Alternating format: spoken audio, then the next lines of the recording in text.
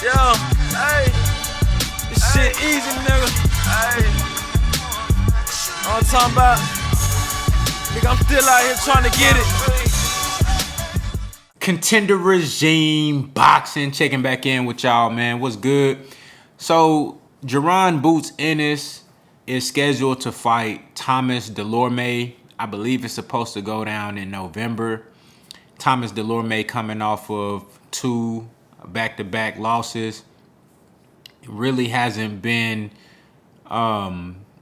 anything good or hasn't showed any type of promise in his career or any sustained success in his career.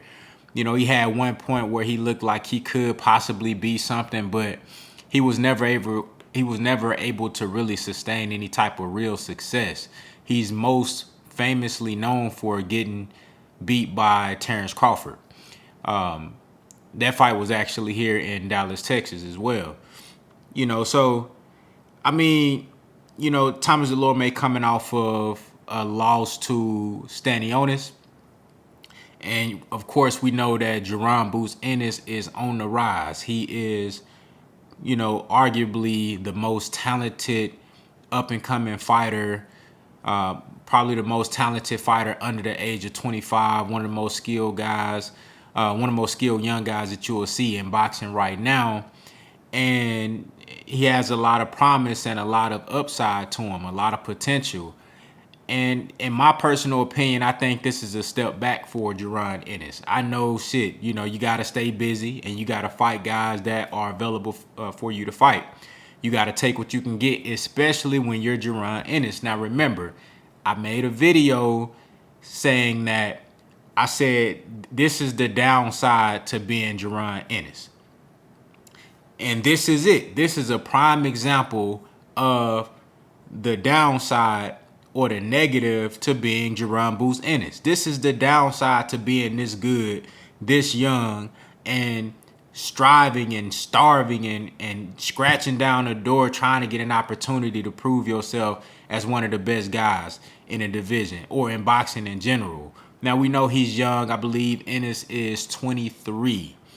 You know what I'm saying? 22, 23, extremely young, but very skilled, very wise and intelligent and ring savvy beyond his years.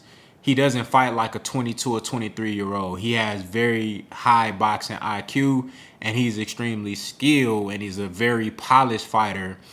And this is a guy that a lot of us feel like is ready for the best right now, but he has to settle for Thomas DULORME. He just came off of a very impressive and spectacular knockout performance versus Sergey Lipinets, which was a good step up in competition. Sergey Lipinets had one loss to Mikey Garcia. You know, Lipinets had retired Lamont Peterson. He was a former world champion at 140 pounds. And, you know, he had showed some really, decent competitiveness and a nice skill set, something that could kind of give us a measuring stick of where JARON Ennis was at this point in his career. And JARON went out there and passed the test with flying colors. He showed defense, he showed offense, he showed the ability to take a solid shot from a decent puncher. Even though he's coming up from 140, I felt like Lipinets had pretty decent power. JARON Ennis took a couple of flush shots. He also showed the head movement. He showed the spectacular and a very entertaining offensive ability that he has, the switch hitting ability. And, I mean, it was just a beautiful performance. And for him to have to take a guy like Thomas DULORME off of that, it's a letdown in my opinion. Now, of course, like shit, I love watching JARON in his fight, so I don't give a damn if he was fighting your cousin. I'ma watch because I love JARON Ennis' game and I love watching him. You know, but I just think that this is a step back because Thomas DULORME, I don't think he really gonna present something that's gonna help JARON Ennis grow. I don't think he gonna present something that's gonna push Ennis or make him get better. Now, of course, you can learn things from everybody or anybody, rather. I think no matter who you're in the ring with, you can work on different things. But, you know, I think that at this point, JARON Ennis needs to be in fights where every time he go out there until he's able to get to the champions. Every time he go out there, it's a step up. Or every time he go out there, he's fighting against a guy that can present some sort of danger to him, or maybe some sort of look that's going to help him progress and sharpen up his skills and just get better at his craft. And I really don't see what Thomas DULORME can do to kind of help JARON Ennis get better. You know, Thomas DULORME in the first few rounds, he throws punches. He's more of a boxer, puncher, you know, but in the first few rounds, he does let his hands go a little bit, you know, but after about the fourth round, man, he get gunshot and his defense really ain't that good, man. I think Boots just going to go in there and step on this dude, you know, and it's just another notch on his belt. But again, that's really, you can't blame JARON Ennis for this, because it's him being this good. The top guys, well, the champions right now really don't have any incentive to fight JARON Ennis, but the guys up under that, you know, all the guys ranked in the top 5 of all of the sanctioning bodies up under the champions, you know, I believe they do have incentive, but it's a high risk, low reward type of fight for them. And 95% of these guys will not even consider fighting JARON Ennis. You seen Keith Thurman act like he didn't even know who JARON Ennis was, knowing damn well he know who Jaron Boots Ennis is. You know what I'm saying? And you see Virgil Ortiz, you know, I think he gonna struggle with some of the same things, but in my opinion, I think it'll be easier for Ortiz to get fights. You see, he just got Kavaliauskas, which was a decent fight. He's already been in there with Horozco, who was, like 28-1. Been in there with Maurice Hooker. He's been in there with a older Herrera. You know what I'm saying? So he's been getting fights that JARON Ennis probably wouldn't be able to get. You know what I'm saying? But it's gonna be tough for him, and I don't think JARON Ennis gonna be able to get anybody in there that's worth anything for quite some time, until he actually gets into that mandatory spot and one of these guys are forced to fight him. I mean, that probably won't happen until Errol Spence is moved up to 154. Terrence Crawford is either moved up or retired. I just don't see JARON Boots Ennis getting a shot at any one of these champions or these top guys until it's like a title eliminator situation or he's a mandatory. You know, so, you know, that's just my take on this upcoming matchup between JARON Ennis and Thomas DULORME. I think it's a setback. Well, I wouldn't say a setback. I just think it's a step in the wrong direction. It's not really a progressive matchup. You know, it's a fight that I don't really think that outside of a puncher's chance, which is a very low percentage, I don't think DULORME really has any chance to cause any issues for JARON Ennis.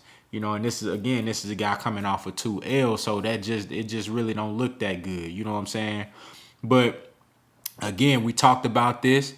Some people felt like I was reading too much into it, but I mean, we seen this with Errol Spence, and I think it's gonna be pretty much the same thing. Now, Earl did, he was steadfast and he worked his way up into that IBF position. Now, remember, Errol Spence also, you know, Kell Brook, he was a mandatory for Kell Brook, but Kell Brook dipped out and went to go fight Triple G at 160.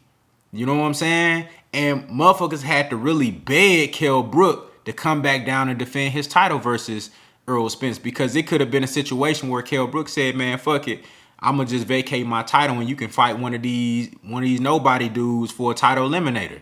But now Kell Brook was a real dude. He said, no, everybody telling me now you need to go back and defend your title versus Errol Spence. He been calling you out. He your mandatory. He been hawking you down in the IBF. And Kell Brook said, all right, fuck it, I'm gonna go fight this dude. You know what I'm saying? So it's gonna take that for JARON Ennis to really get that fight that's gonna put him on the map and really, like, you know, where he can make a statement and put everybody on notice. I think everybody on notice right now. Motherfuckers know who JARON Ennis is, and they aware of his abilities and what he brings to the table, but it's just going to be a while before he's able to get somebody in there that's really worth something. You know what I'm saying? So y'all let me know what y'all think down in the comments. How do y'all feel about this matchup with Ennis and DULORME? How do y'all feel about, you know, his inability to be able to secure these fights that we want to see him in? You know, and I posted something in the community and on Instagram in regard to Jaron Ennis and Virgil Ortiz being right around the same age that Sugar Ray Leonard and Tommy Hearns fought the first time at 147. And you know what I'm saying? Everybody be telling me, "No, let it marinate." I'm like, let what marinate? You can fight again if you fight right now, you can fight again later on, bro. It don't have to be a one and done. You know what I'm saying? I don't understand. I mean, I get it from a business aspect. Yeah, you want to build these dudes up and try to make one big payday. But man, look, let these dudes fight right now. And if whoever really that deal gonna come out on top, and if the loser is really the truth like that, he gonna resurface and he gonna see old boy again. That's just how it's gonna go. You know what I'm saying? That's how it go. But these same people tell me, nah, man, let it marinate. They too young to fight. So, y'all let me know what y'all think down in the comments, man. Contender regime, boxing. I'll holler at y'all boys, man.